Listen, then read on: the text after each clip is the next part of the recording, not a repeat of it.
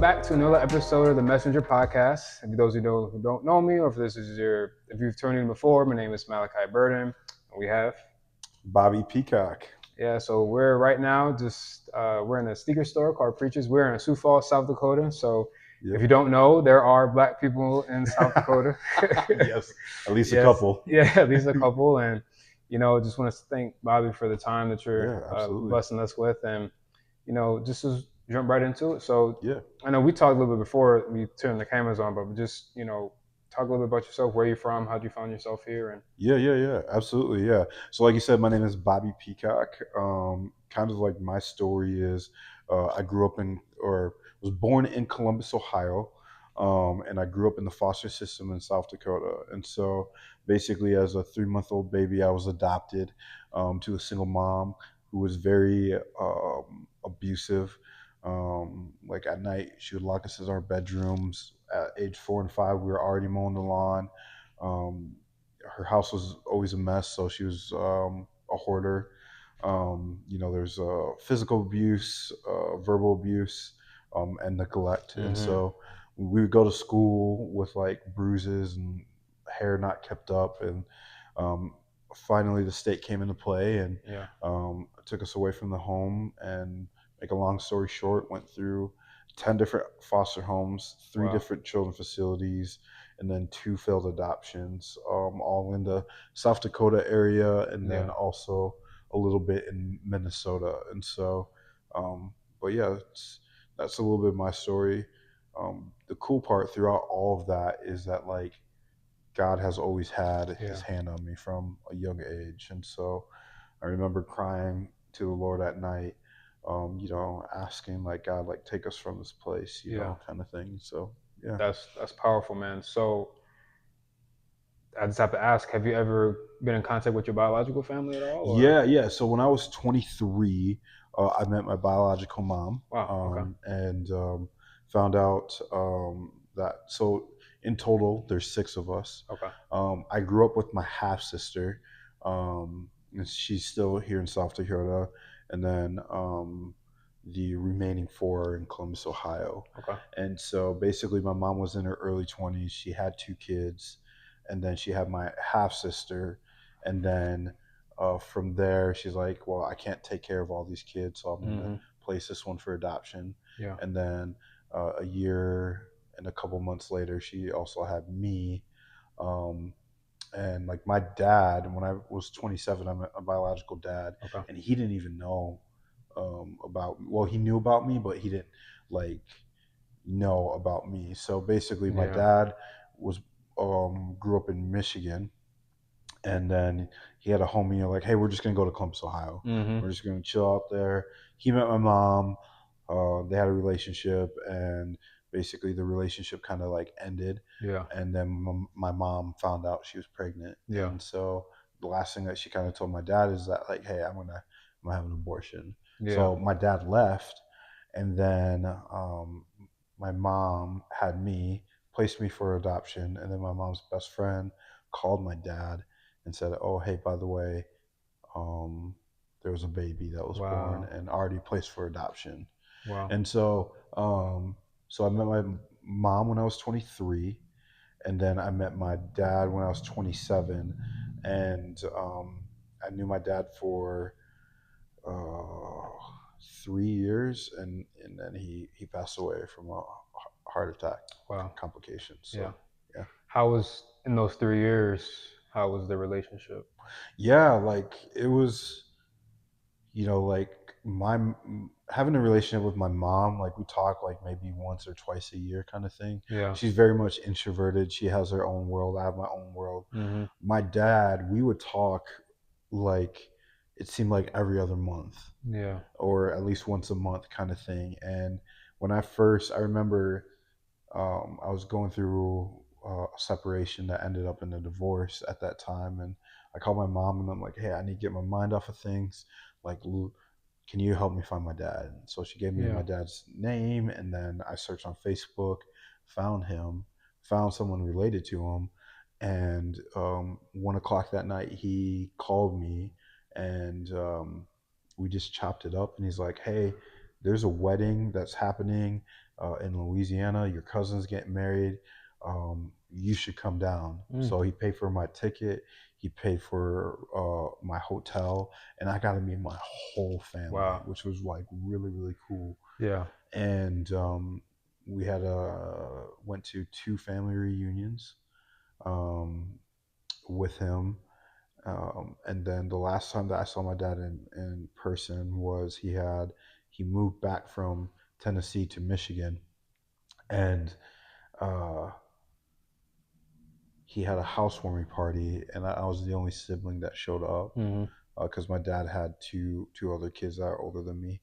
I'm the youngest kid that he had, but I'm Yeah. also the biggest. So, yeah, my half brother is like he's short, and my sister is shorter than me. But and I was the only sibling that showed up, and because there was a lot of like hurt, Yeah. there kind of thing. He Yeah. wasn't the best father, and I got him in his good years, and I remember I had to leave a day early to get back to work, and I was driving off, and I look in the rear view mirror, and I just see him in the middle of the street, just like crying, Yeah. and that was like the last time that I saw my dad like alive Hmm. versus like being on life support. Yeah. And um, yeah, so it was that's a moment I cherish a Yeah. lot. It's crazy how we meet people because I have a somewhat similar Yeah, experience where I kind of hit like this rock bottom in a relationship. Me and this girl were trying to make it work out, and we just had so much trauma and baggage yeah, from our past that yep, we didn't really heal from, and it was just becoming too much. And I remember we got into a really, really serious altercation, and I'm like, you know what? But I realized like my anger that I thought I had under control yep, was not under control, and yep, I had lost my anger very badly. But I realized I knew where my anger was coming from was not knowing, or I had a father wound, yeah, and so I remember at that point I was in a really, really low spot. Like, mm, you know, well now I'm 6 years sober, but it was at the time I was like thoughts of relapse are coming. yep, I used to have chronic depression. I was freed from that, but like that was creeping back. I'm like, okay, yeah, I need some help, and I got involved in some of these church classes on yep, manhood, maximize manhood, and authentic manhood, yeah, and they talk about the father wound, yeah, mm-hmm, and I'm like, okay, that's what it is. So I yep, remember absolutely, I had reached out to my dad, who I grew up with, which was my stepdad, yeah, but I had realized that I needed to reach out to my biological dad. yeah, And I knew about him in high school. okay, That's when I found him for the first time, but I never reached out to him yeah, because yep, he was in jail, yep, and I had to have a good relationship with my dad growing up, my stepdad growing up. So I'm like, yep, all right, good.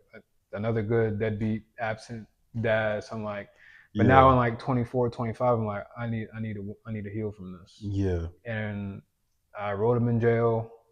He called me, he called me because I gave him my number, and just yeah, super happy, super thankful, super apologetic. And I remember when he got released, he invited me to 4th of July. They have a big okay, 4th of July, and that's when I yeah, got a chance to meet my whole family. yeah, And I got to meet my grandma the first time, my other aunts, uncles, siblings, or no other siblings, just cousins. yep, yeah, And so similar experience, and yeah, kind of like you said, you weren't really that close with your mom. Same thing with like my stepdad. yeah, We talk sparingly, yeah, like yep, sparingly, yeah, like mm-hmm, birthday texts, yep, Christmas, yep, yeah, Thanksgiving. yeah, the But basics. the basics. But like my biological dad, he's in jail now still.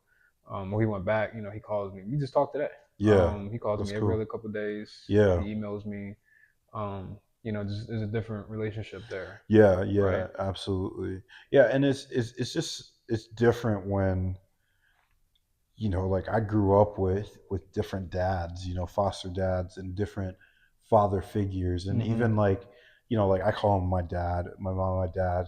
Um, even that relationship is different than what I had Yeah. from my biological dad, and so, um, I mean, that was like secondary to my relationship with my heavenly Father, Yeah. and so to lose that was it was tough, it was hard, but like I'm so thankful because there's so many people who have grown up in the system that Yeah, haven't even had the opportunity to meet like their both of their parents, yeah, and they have no clue. And so yeah. And you to go back to that, I can't even imagine going through that. So, what were like the biggest challenges, like elementary school, middle school, high school? Like, what was the biggest challenges kind of growing up in the system? yeah, absolutely. I think culture, like you're gonna laugh, but like even like as simple as haircuts, Yeah, you know, like I grew up going to Great Clips, dog, yeah, you know, and yeah. And and to give context, yeah, there are black people in South Dakota, but like when he was growing up here, and it wasn't that many. yeah, It's a lot more absolutely, diverse now. yeah, With the city that we're in, we're in a tri-state area. yep. But growing up, we can laugh because it wasn't what it is today. Yeah, Like, and it's you know like Sioux Falls is still majority like white culture, yeah, you know, and so like even when I speak on like foster care panels, yeah, it I was allude to no, that of like give your kids, like if you have a black kid or a Hispanic kid, like get them that culture, get them in yeah, you barbershops, get have them to, yeah. ingrained in that culture, and I never really had that growing up, and so Mm-hmm. like I grew up very much in a white community, Yeah, you know, and for me, I had to look to like, oh well, I'm different from these people. Okay, so what does I fell into like especially in middle school, like when you're going through middle school, you're trying to find yeah, yourself, and I was like, okay, I love hip hop. I'm gonna start listening to rap because that's what black people do. That's what I see on TV, yeah, and I try to emulate what I saw on TV, um, and in high school, it was even a little bit worse because I went to a predominantly it was a private school, yeah, and I'm so thankful for the opportunity to go to a private school and have a Christian education. yeah, And I was one of the only black people there, yeah.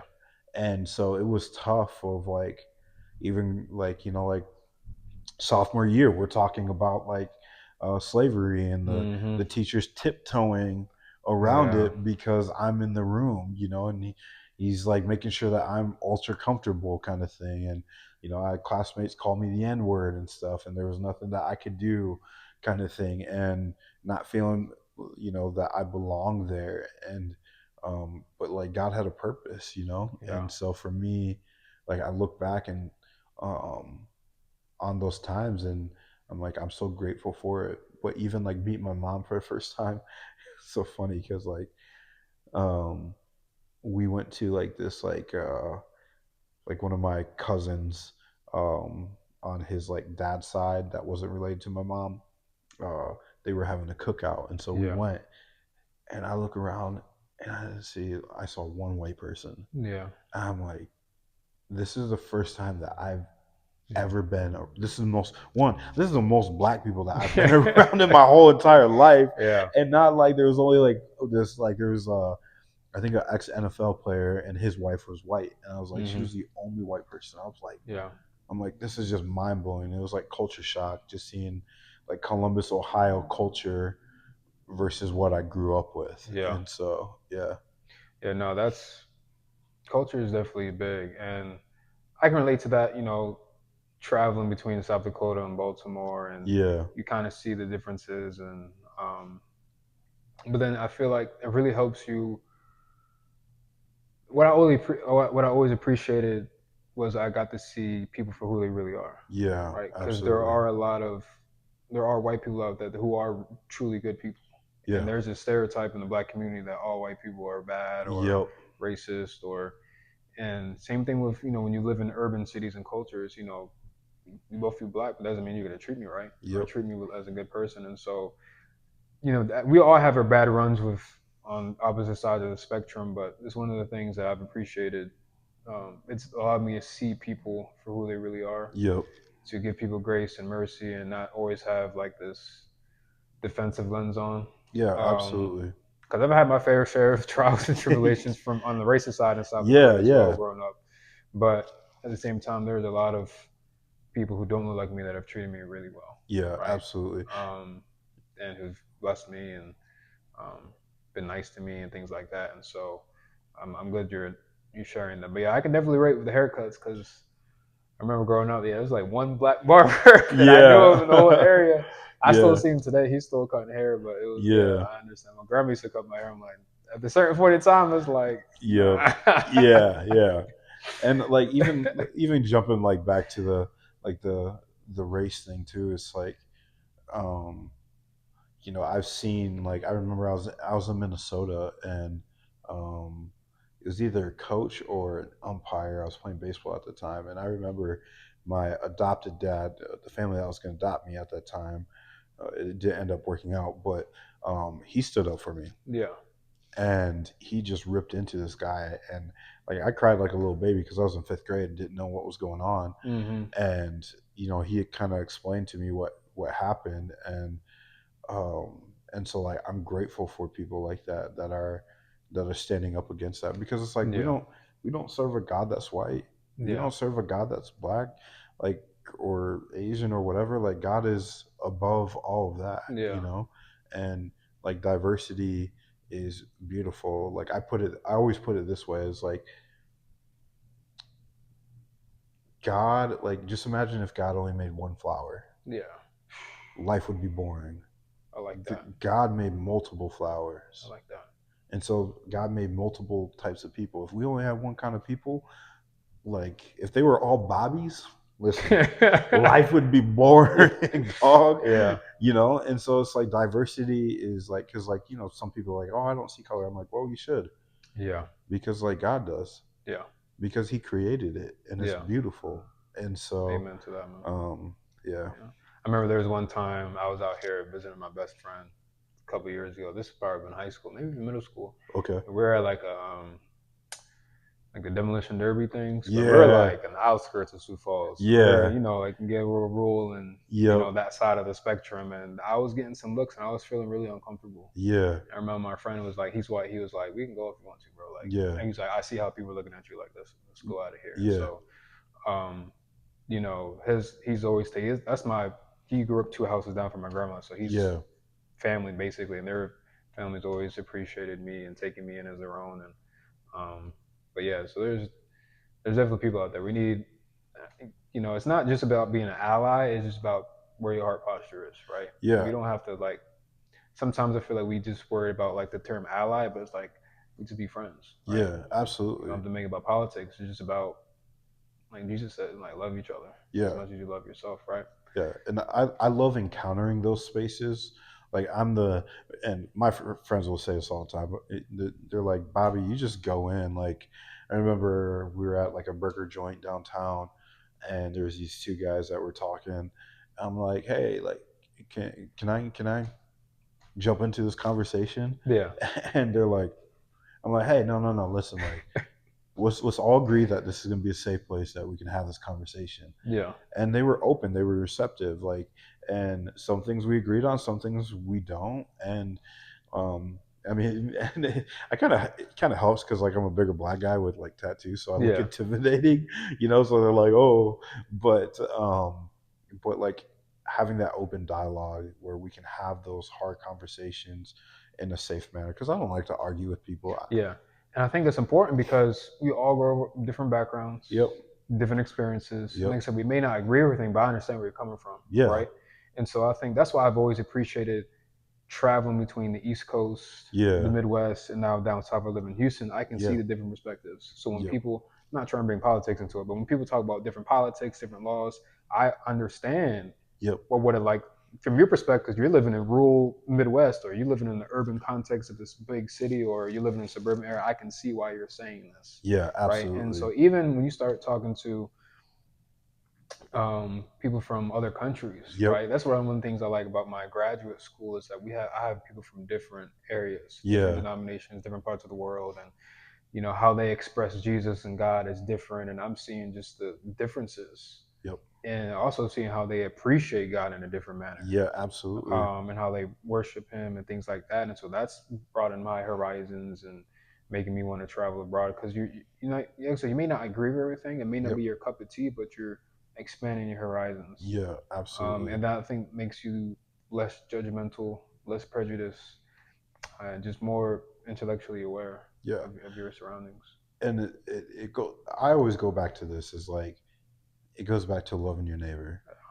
Even if your neighbor looks different than you, even if your neighbor looks thinks different than you, like if your neighbor's on the opposite, like one of my best friends, like he is on the complete opposite scale of political lines than I am. Hmm. Like he's way over here, and I'm wait, hold on a second. Okay, I'm like right here, and like he's way over here, but yet we can come together and do really cool video Exactly. projects, and we can come together, and I still love him, and I pray for him, and like I always tell him, like, man, once you know the Lord like fully, Yeah. like like you're gonna do incredible things. Yeah. And I wish, I'm glad you said that because sometimes people put their political ideologies above the Bible. That's right. Yeah. And it's like, well, if this person has agreement with this, I can't treat him like a Christian. I can't Yep. treat him like a brother or a sister. Yeah. And I think we've, not say the whole country, but a lot of people are failing at that. Yeah. Absolutely. Um, and whether the church is in big C in terms of global church or Yeah. small C local church. Yeah. You talked about church.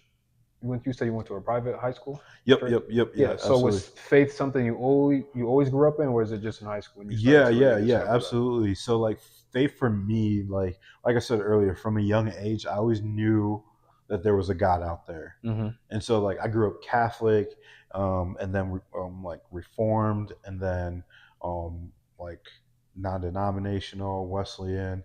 Um, like I DJ as well, so I get to experience different theologies and then different denominations. And Yeah. um, so I grew up until I was 12. I grew up in the Catholic Church, Okay. and then when I was 12, I went from Catholic to like a Reformed Yeah. church. And then some things happened, and then I started going to the church that I go to now, Celebrate Church. Yeah. But so going back, so I always knew that there was a God Yeah. from a young age, praying to Him. Didn't know what His name was. Mm-hmm. In fifth grade, I remember going to um, like a camp, Yeah.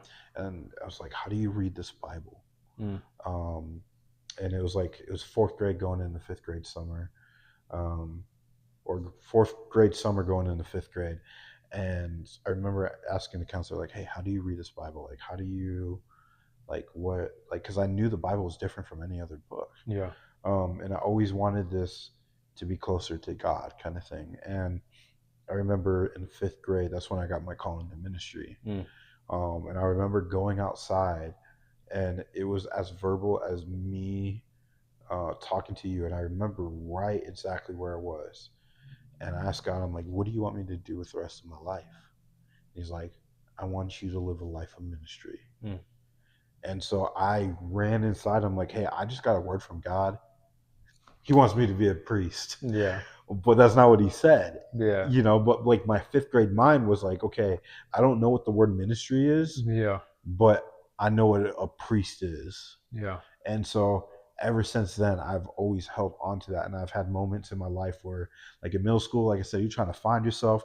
I got connected in a, like, kind of like, I was in the church crowd, but then I was also like hanging out with like my friends that were like um, dragging me down. And we were always Yeah. cutting at each other, cutting each other down. And I remember eighth grade, second semester of eighth grade, I had another moment with God, and He's like, "Hey, I need you to drop all your friends." Mm. And I'm like, what? And that was like one of the most loneliest semesters ever. And because I was going down a path that wasn't Yeah. healthy, like mentally, spiritually, and and then went to Sioux Falls Christian, and like I was like, oh, maybe I can become a police officer, or or go into the military, or do all these things. And um, ministry was always at the front, and Yeah. so I've held on to that. And so like I would say that, like, was there a moment where I like completely gave my life to Christ? Like, I would say yes. I just don't remember when. Yeah. Yeah. It's important you said about the friends because you are who you hang around with. Exactly. Like Yep. what's that quote everyone says? Show me your friends, and I'll And show you your future in 5 years. Like yep. it's so true. It's Yeah. it's so true. You talked about, you had these little moments with God Yeah. speaking to you clearly. Was there a moment in your life where was there a major pivotal moment where you really had to depend on God, like in a season? Yeah, absolutely. Um, like a lot of times, like when I look at like when people share their testimony, um, they think, oh yeah, like my testimony is like I used to think it's like my testimony ended like when I was like out of high school, Yeah, like that was the end of my testimony. Um, when I was 23, I got into a relationship, and this was like kind of like first like serious relationship. Um, and I was exploring dating and stuff like that, and um, I was still virgin at the time. Long story short, like I was working for a church. We ended up having premarital sex. yeah, Confessed it to the church.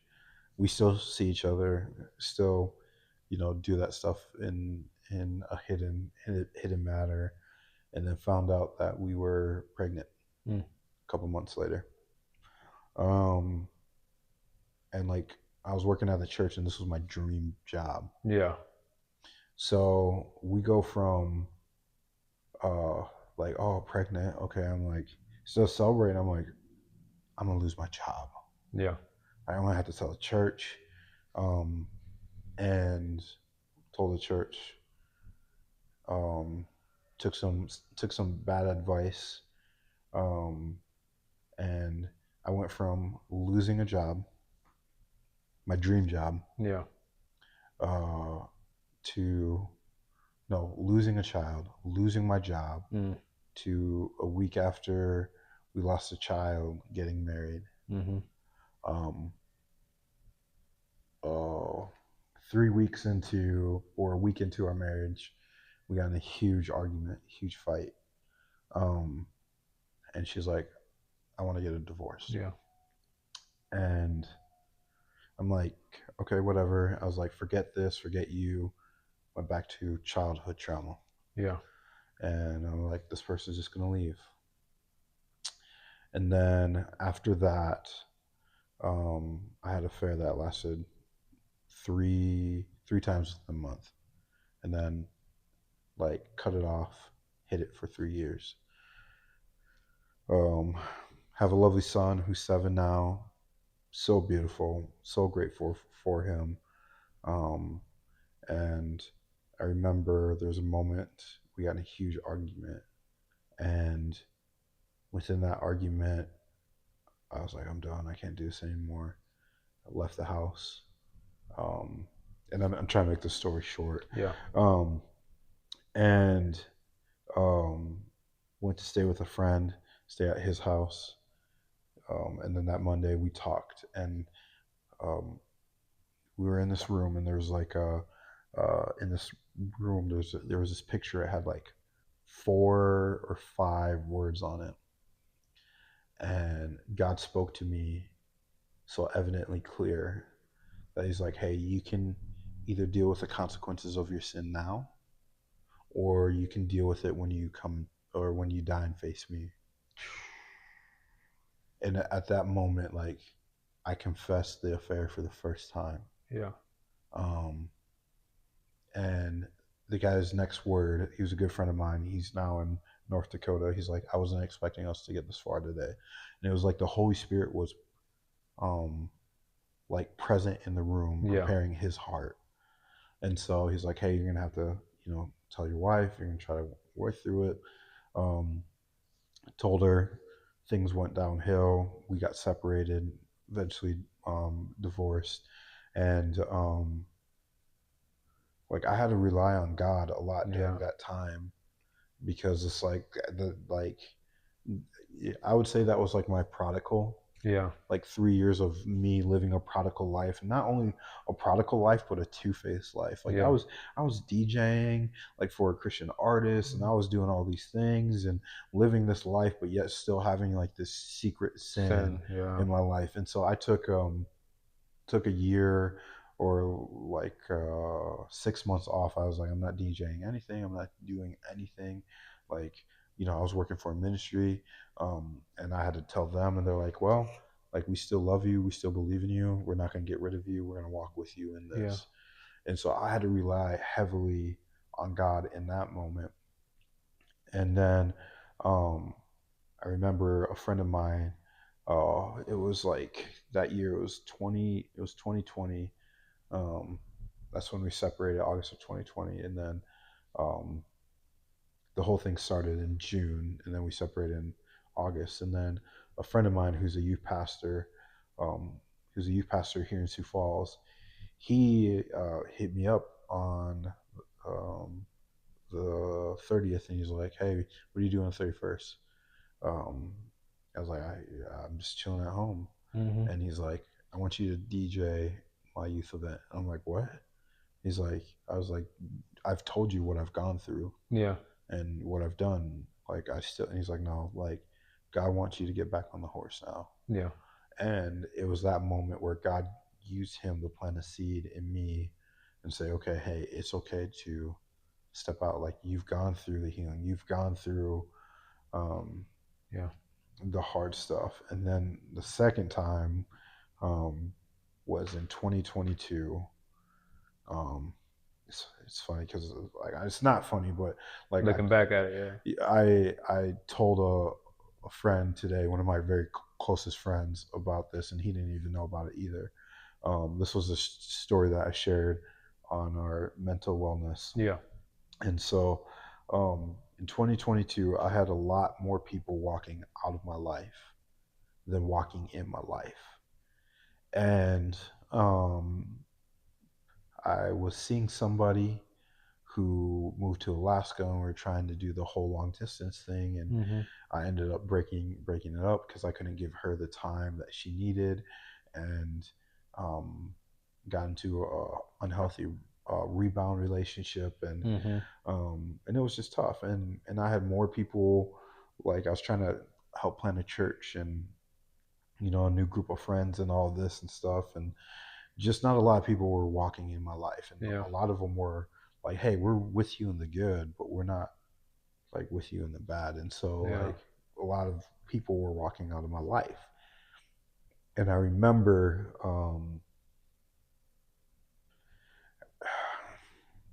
I remember like I'm a gun guy. I Yeah. love weapons and stuff like that, and training. And I remember I was sitting on my bed, and uh, I took my weapon out of my holster, and Mhm. I'm holding it, and I'm like, I can just end it all right now. Yeah. And I was like, I'm ready to go. Like, I've come to terms. I'm like, no one's with me. No one's here. Mhm. Like, no one's going to remember me. Like, and my son, like, kind of like he woke up and made a noise. And I'm Yeah. like, and it kind of just stabbed me out of it. And I believe that that was God, Yeah. like, coming to my rescue. Yeah. And I remember just going into his room, and just like he fell back asleep, and going to his room and just sitting at his bed just crying. And I was like, man, I would have not seen you grow up. Yeah. Wow. You would have grown up without a father, Wow. like a bio father. You would have grown up without me. Like, who would have taught you how to um, play sports, play um, or drive, or all of these other things? And like, God really came through Yeah. at that moment. And at that time, I had a friend, one friend, who stepped into my life that wasn't a believer. And I remember he tried calling me multiple times, and he showed up at my house, and he's like, "Hey, like, I don't know what you're doing, but we're going out to lunch." And at that time, it was God revealed this to me, and I'm big on this. Mhm. Is like, I always preach this of like, how many disciples, like Jesus had a lot of disciples, right? Yeah. But how many disciples were with him at all times? 3. Well, Or there's you talking about the 12. 12? Yeah. You have 12. You talking about his big three or? Yep, and then the inner three, and then Hmm. the inner one. Yeah. And so for me, like in 2022, God revealed to me of like, hey, look at all the people that you're trying to be friends with, Yeah. who you're trying to serve and you're trying to pour out to, but all of these people are walking out of your life and you're giving Hmm. them access and permission to speak into or have access to you and speak into you when I didn't give them that permission. Mm. I was like, dang. And God was like, you need to go out and find your 12. Hmm. And you need to tell them, like, hey, you're part of my 12.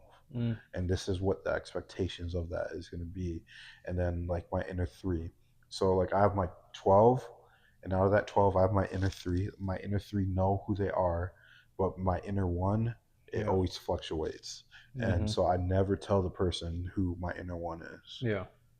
And so, um, so God came through in a huge way. Where for me, like I was just talking to one of my 12s today, and he's also my lawyer too. So, which is really nice to be like, hey, Yeah. I got a lawyer as one of my 12 homies, you know. And Life hack right there. yeah, yeah, for real. And I was talking to him about this, and it's like, hey, like my 12, like they could call me up, I'll run Yeah. to them. Like no matter what, I'll pick up the call. They call me twice. My rules: you call me twice, it's an emergency. I'll pick Yeah. it up as soon as I can. You call me at 2 o'clock in the morning, I got you. Hmm. Like those are the guys that I'm like, okay, hey, uh, I got this off of Instagram. Like those are the guys where like, hey, I'm gonna pull up my pants, I'm gonna grab my belt, grab my gun, and grab a shovel because I'm expecting to bury a body, Yeah. kind of thing. Even though like none of them will do that, but like that's the length. Like I will die for them. Hmm. I will die for their families, and I will protect their families. And to have that birthed out of a place of like seeing God come through, and have that birthed out of a place of pure, unadulterated, like brokenness, Yeah. and God revealing that to me was huge. Yeah. That's deep, bro. Yeah. Was there a Bible verse or a Bible story that really was that you related to the most during that season, during the season? Yeah, so like during the first season, with dealing with like affair, separation, divorce, the story of David, Mm. and like how David was a man after God's own heart. Cause like it was, like I was like, how can God love me? Yeah. Like how can He forgive me for what I've done? Like especially when that sin really, like, because I was trying to hide it. So like when you're trying to hide sin, you're not dealing with it, you're Yeah. sweeping it under the rug, and it's like you're piling up a poop, and then eventually you get used to the smell. Mm. um but then you walk outside and then you come back in and you're like, oh, that stinks, I gotta take care of that. Yeah. And for me it's like I was at that moment where I gotta take care of it. And so then like the guilt, the shame, all those things hit, and it was like, God, like how can you love somebody like me who sinned this bad? Yeah. And then the story of David. Yeah, because he tried to hide his sin. Yeah, I mean he killed somebody over his Yeah. sin, And try, yeah, and just hiding it, hiding it, hiding it. yeah. And like God said like to David that this is a man after my own heart. And so if God can say that to David before Jesus, Yeah. now through Jesus, he can say that See about that? me. Yeah. Amen, brother. And so like for me that was a moment. And in the second, that second season of really having to rely on God, it was like it just goes back to like how Jesus found his 12. Mm. and like because like a lot of people think, oh yeah, Jesus had only 12 disciples. It's like, no, Jesus had more. Yeah. But like these were the people that were the closest to him, Yeah. that were his like ride or dies. And so that really spoke to me of, and realizing that there is no condemnation because we do have Christ. And Yeah. um And so, yeah. It's powerful, bro. What were some, during, during the second season, like what were some things that you did to really help you go through the healing process? Yeah, yeah, absolutely. I think, like I said, it was finding those 12, but it wasn't just a matter of finding them. It was sitting down with them and saying like, "Hey, I want to intentionally do life with you." Yeah. Um as men, cuz like I'm big on masculinity and Mm-hmm. positive masculinity. Um and as men we often try to lone wolf things, or like I used to call it the Superman complex, but I call it the Yeah. Batman complex, Yeah. where it's like, oh, we in the dark and we're gonna save the city and we don't need anybody else kind of thing. Like, man, forget robbing, I don't need a Robin kind Yeah. of thing. Um and not deal with our trauma. Yeah. And so like during that season it was just like, um I was like, find your 12, have those intentional conversations, and say, hey, like you, like, let's say if it was you, I'll be like, okay, Yeah. hey, like I've been praying about this. I want you to pray about this. Like, I'm intentionally reaching out to you because like I want you to be in my inner circle. Mm. I want you to do life with me. This is what it looks like. You can feel free to say no. You can feel free to say yes. Like, but I want you to pray about it. And so it was really putting that intentionality on friendships, Yeah. where now like I can go to him and be like, one of my inner three is a pastor, and I can go to him and be like, hey bro, I'm struggling with this, like can we talk about it? And it's like, hey, like, I've had to help him carry some of his burdens, and then he's had to help me carry some of my burdens, and that's where like the Bible talks about help each other, carry each other's loads. Yeah. So yeah. Why do you think it's so difficult for men, and really black men and just minority communities in general, but Yeah, just men absolutely. and overall, why do you think it's so hard for us to talk about mental health and our struggles, our trials, our tribulations, our traumas? Yep, yeah. I do think we're shifting in a way Yeah. that is way better, but I think it's, when you look at, like I'm gonna use the terminology generational curses, right? Yeah. um, when you look at that, someone birthed a generational curse of like, okay, hey, you have to be a man. Men don't cry. Men don't share emotions. Hmm. Um, we are the provider. Like, um, just suck it up and go, right?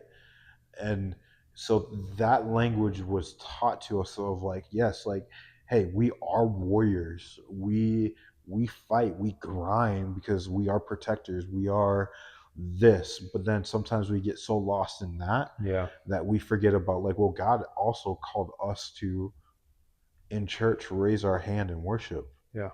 and raise our hand in praise. And so we got, I say this, we got lost in the sauce a little Yep. bit, you know. And so I think for men, we're so used to doing things on our own Hmm. that like we don't need anybody. Yeah, I got my friends, but like we don't talk like that. We don't talk about Yeah. our emotions. We don't talk about our feelings. But you know what? I can grab a beer with them, or I can grab coffee or whatever, and we can just sit in silence or whatever. Um, and so it's just that like that innate thing that's built in us that is like we can do it on our own, Yeah. but the reality is that we can't. We need a community and we need Jesus, we need God to encounter those spaces and those places of vulnerability, because if Jesus can't encounter that, then like no one else can. Yeah. That's so good, bro. Why? Not why. I know you've started your podcast, Yep. and so Currently taking a break right now, but we build it. what inspired you to launch that? Yeah, What really absolutely. inspired you to really start advocating for men and growing men and helping them grow? And like you said, as a kid, like ministry, you didn't really know what that was. Yeah. And so, is this part of that? You think it is, or No, yeah, I think so. Like, it was really birthed out of a place of my dad. mm, So, my my biological dad, he January 4th of 2024, Um, I was in the room and I watched him take, like, they took him off life support, Yeah. watched him take his last breath. Um, Mm. my dad, he didn't have his finances in order. He didn't have a will. He didn't have a trust. He didn't have an estate plan. Mm-hmm. So all of that fell in the family. And not only that is that he didn't really take care of, like, towards the end of his life, he didn't really take care of himself. He knew that because his kidneys were shut down. And I saw one of his friends, and his friend came up to me and he's like, "Hey, I'm sorry about your dad. I want to tell you this." And he's like, he had a conversation and he knew he was going to die, Yeah. but he didn't know it was going to happen so soon. Yeah. And so I remember going on, multiple trips on planes back and forth from South Dakota to Michigan. And on my way back on one of those trips, I just was praying to the Lord. I'm like, God, like, what do I do with this? Mm-hmm. And I started praying, and the word Father built Mm. came to me. I'm like, okay, God, what does this mean? And that vision is like, hey, I want you to build up men and fathers in holiness, healthiness, and happiness. And I want you to do it through your podcast, Mm. because you have a voice, you have a story. Um, and I was like, okay. Yeah. And so it was really birthed out of like seeing what my family went through Yeah. and seeing like, okay, hey, like there are men out here that um, don't know how to talk to a lawyer about a estate plan, don't know about life insurance, don't know about like money, don't know about living a healthy lifestyle. And some of those stuff I'm still working on, Yeah. kind of thing. And so it was really birthed out of that place. And then as I started doing the podcast, I think we're 23 episodes, 18 or 23 episodes in, I think 23. Um, and I was realizing that younger men, like in their early 20s, were listening to my podcast. And so I've been taking a break to really, like, okay, God, like, one, reevaluate, but I've also been in a season of really pouring into other people's visions. Mm-hmm. And then God's been like, yo, dog, like, I've birthed this in you and you're neglecting it, Yeah. and you need to get back on that. And so now it's more about just like, I used to call it positive masculinity, Mm-hmm. but biblical masculinity. Yeah. Even though like I'm not always going to be talking about the Bible and stuff like that, it's more of like, um, just talking about biblical masculinity. What does it mean to be a man? What does it mean to be a father? Because like the ministry that I do looks a little bit unconventional. Yeah. Like, because I have my son 50% of the time, and so Yeah. when I don't have him, I hang out at bars Yeah. and I make friends with people who are very much in this world. Um, and I just love on people. Yeah. And what I found is like these guys that I'm seeing on weekends, um, they're listening to my podcast, Yeah. and I'm like, okay, well, these are some of my top listeners. Like, I need to cater to them. I don't mean to cut you off. No, you're I good. love that you just said that Mm-hmm. because there's this conception out there that when you quote unquote become a Christian or you work in the church, or think like you just have to cut off all your social life. You can't go out. You can't do this. Can't do Yeah. that. And there's different, like for example, if you're like super famous, like a million followers, it's Yeah. different, right? Because now you Yep. got to worry about safety and things like that. I understand why people at that level don't really go out. Yeah. Yep. But for people like you and me, I'm sober. I'm 6 years sober, Yeah. and same with you. Like I'm a big sports Yep. watcher, Yeah. and so we're in the Midwest, Yep. so Central Time. So like when we get out of church, it's first quarter, half or second quarter, right? So Yeah. by the time Yep. I get home from church, it's third quarter. Yeah. But instead of that, from church, I'll go to a sports bar just to watch the rest of the games. Yeah.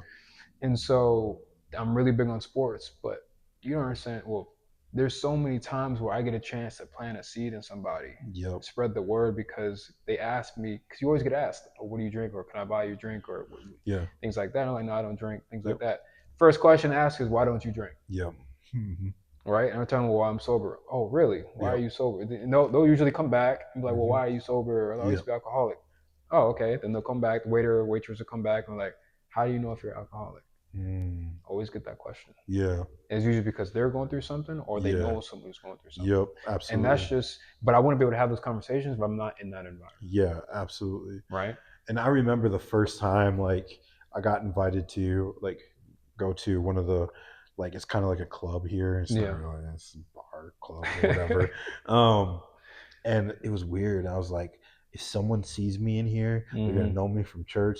And lo and behold, Yeah. someone saw me, and I'm like, okay, I got get that over with. And then it's like for me, like I've made friends with like bartenders. I've made friends with DJs, Yeah. and like building those relationships. Like that's my ministry because like um, I hang out with because I worked at a church, hung out with Christians all the time, like all Christians. That's it Yeah. and non-Christians that will walk into the church. That's it. And then like for my day job, I work for a Christian nonprofit, Hmm. and so I am getting poured into like daily Yeah. or weekly during the week, and then on top of that Sunday as well.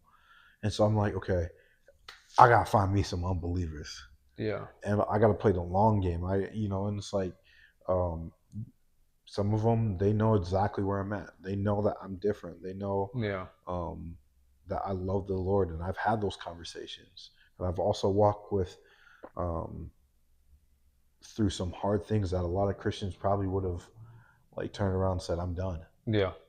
And like for me, it's like, no, that's not where God has me. And so Hmm. it's like these are guys that I pray for. Like I've shared the gospel with them.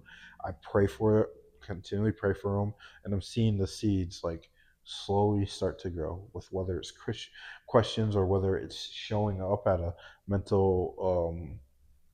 mental health forum, That we had. Yeah. and just even speaking up. Yeah. And like to me, it's like okay, that's growth. Yeah.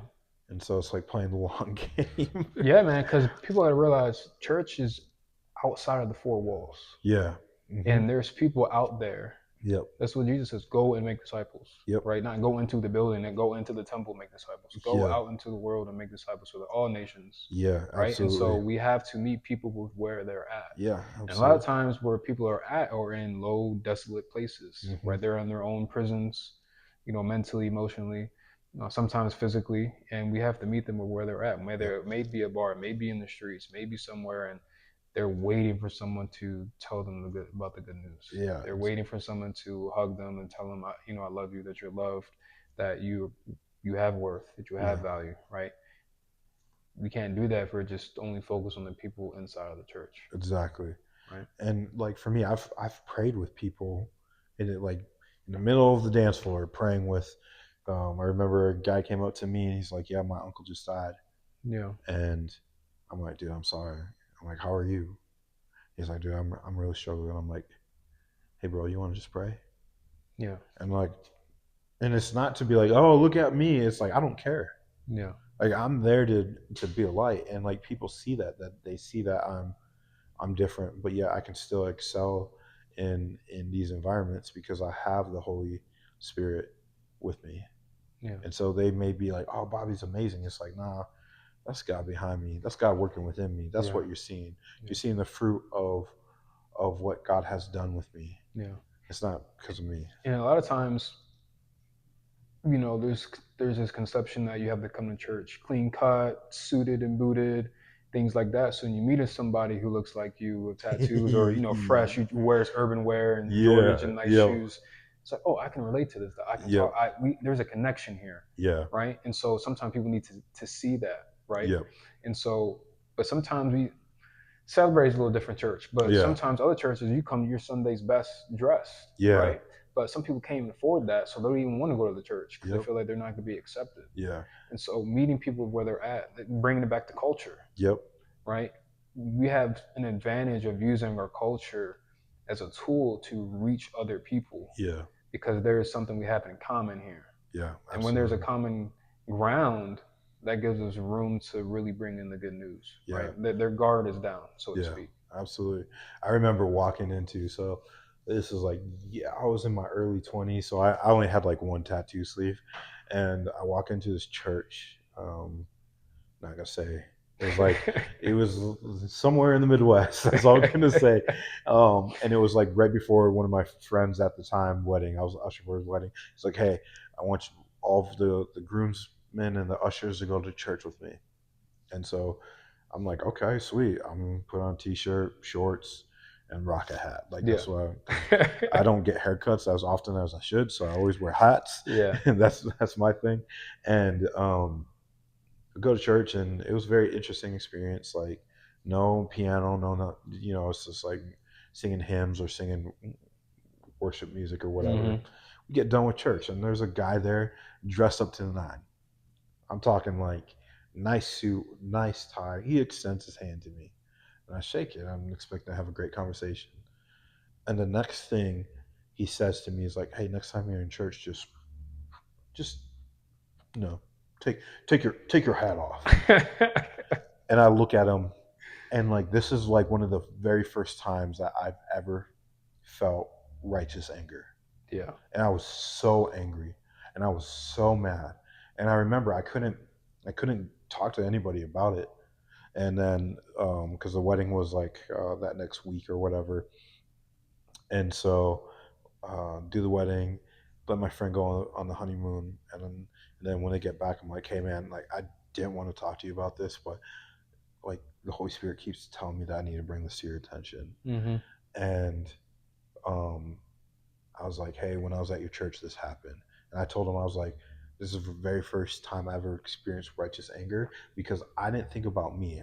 It wasn't me that was offended.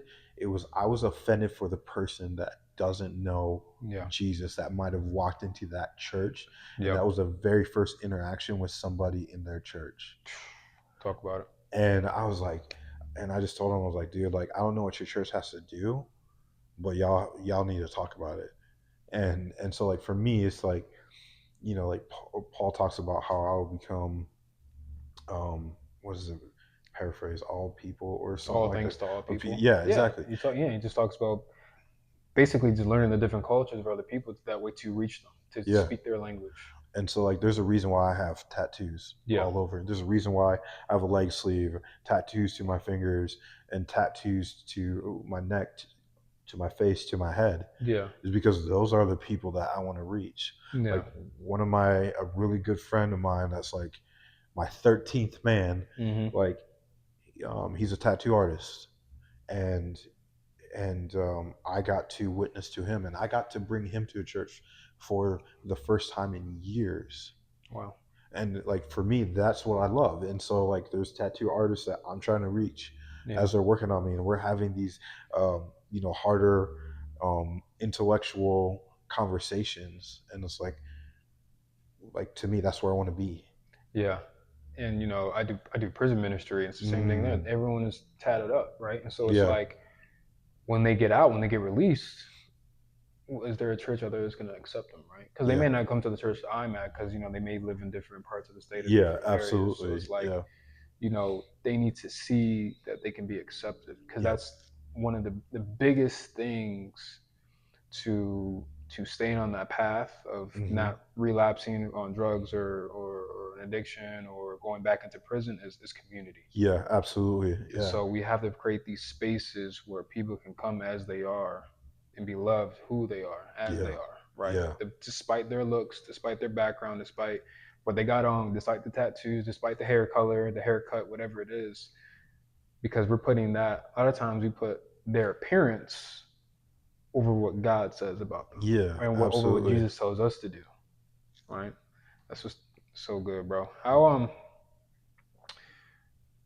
I love your podcast name, Father Built. yeah. How do you think we can, for people listening, um, who really don't know where to start or may not have a connection or a network, how do we practically, what are some ways that we can help build other people, build other men, and build ourselves? Yeah, absolutely. And you mentioned this. I think it starts first is like you have to make sure that you're right with the Lord. Like that's the first step is like you got to make sure that you're right with the Lord. Before you go any further with Yeah. that, if you had to describe Jesus in one word or phrase, what would it be in terms of what he means to you? Um, oh, One word or phrase, dog. Yeah. Oh man. I go back to, okay, this is gonna be like the Christianese one, but I go back to the gospel Hmm. that we're sinners, we deserve hell, God is just, and because he's just, he's also loving, and he's a father figure. Mm, So he provided his son, Jesus, to take our punishment, to take our sin mm. and die in our place so that we can be right with the Lord. And so Jesus to me is everything because I wouldn't be anywhere without him. When you look at, now I'm gonna get on my, hold on. When you look at any other religion in the world, Yeah, no deity came down to earth to take our punishment, yeah. to And not take our only sin. that, said it's gonna happen and follow through with it, and Exactly. said I'm gonna die and come back. Yep, exactly. And so for me, like Jesus is everything. And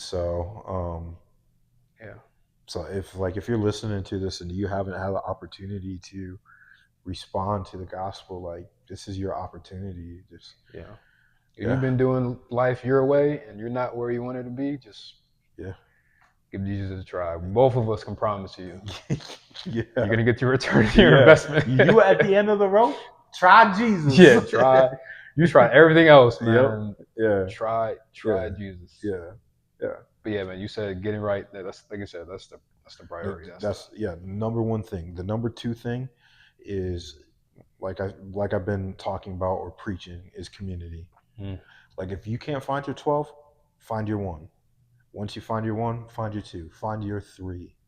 Like even like when you look at, like I look at this way, um, as like they say the statistics with kids, it takes 5 adults to pour into a kid to mm, make that kid successful. mm, And like I say, like a lot of people like that are married are like, oh, we can do it on our own.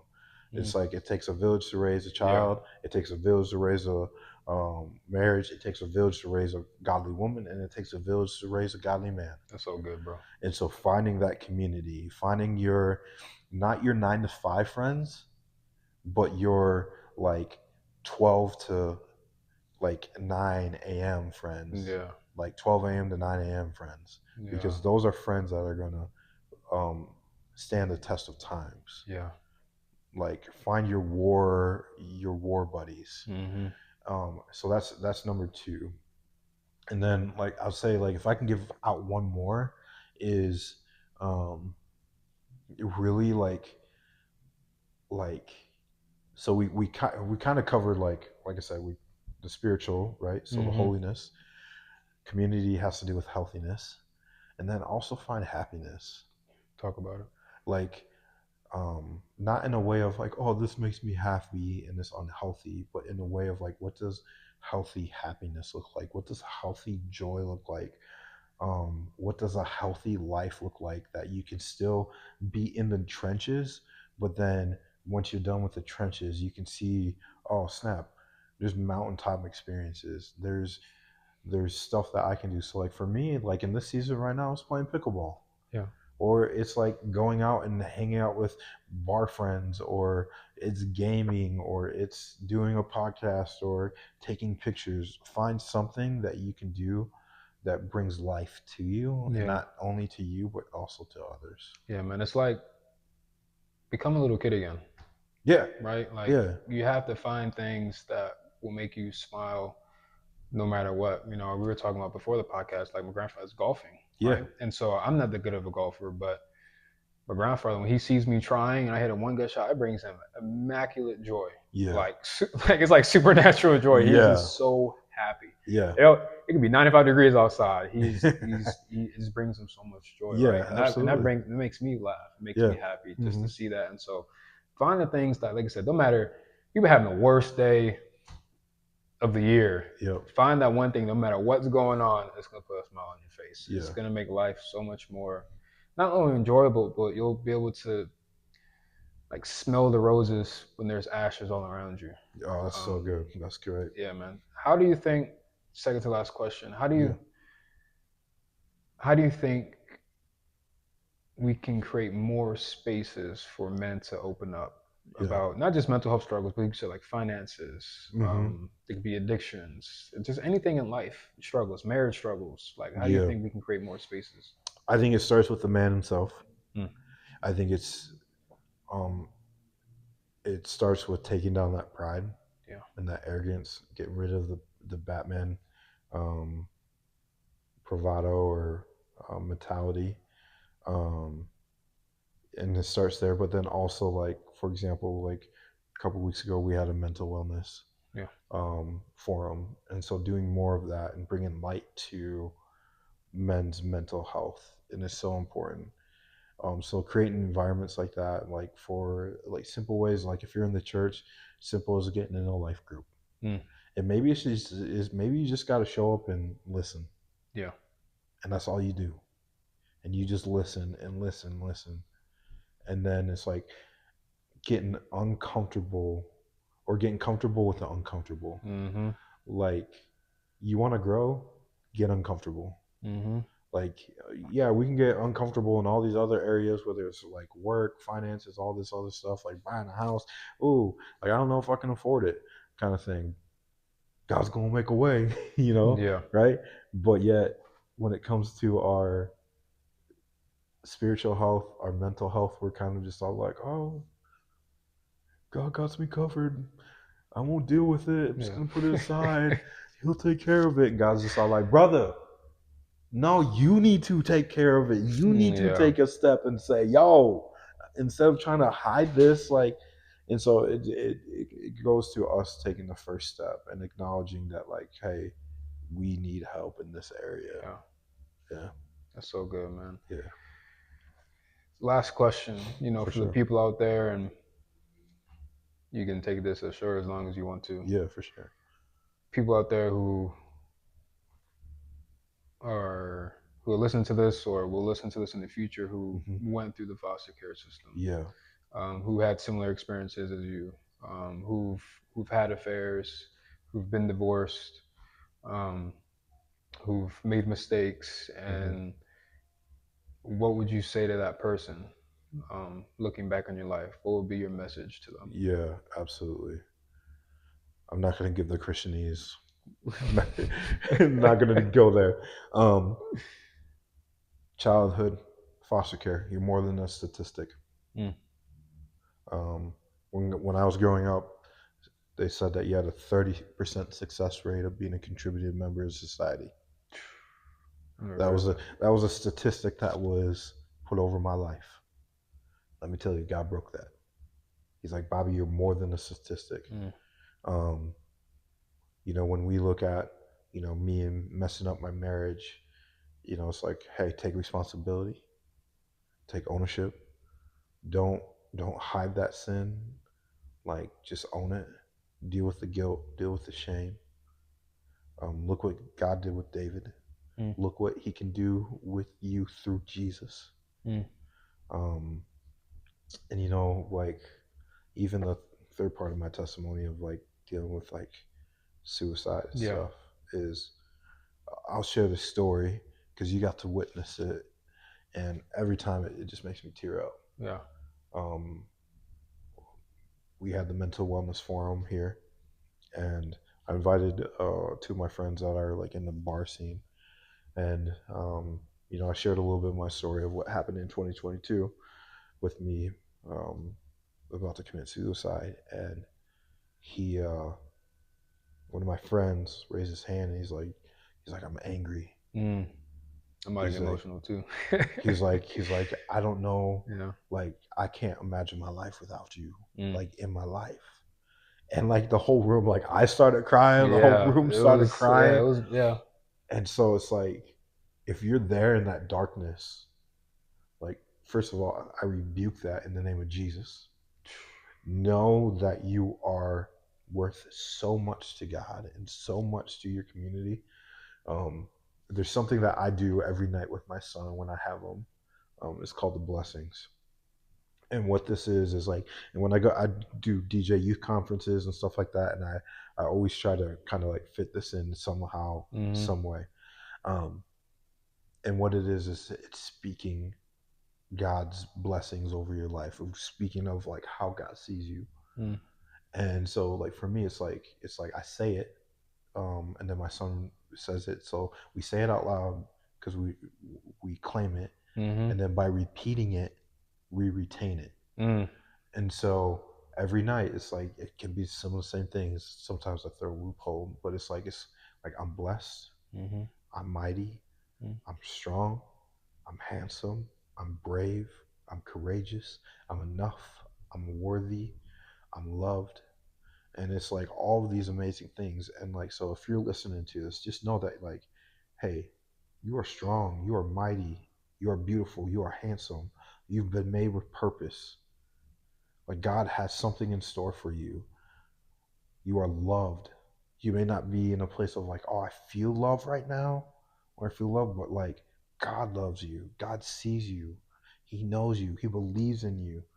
He's made you for a purpose, and tune into that. And so, like, for me, it's constantly reminding me of those things. Or sometimes I gotta look in the mirror and say, God, like, dude, like, okay, God, like, help me.